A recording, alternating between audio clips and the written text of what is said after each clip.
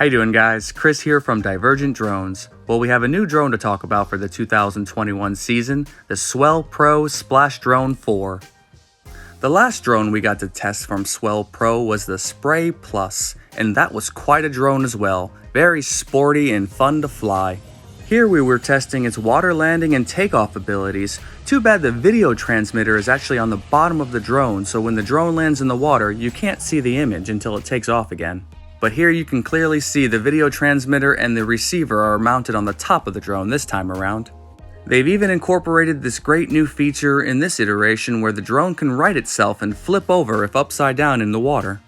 Similar to previous versions of the SwellPro drones, you can have a payload dropping mechanism as an option, and the Splash Drone 4 has a 4 kilogram payload capability.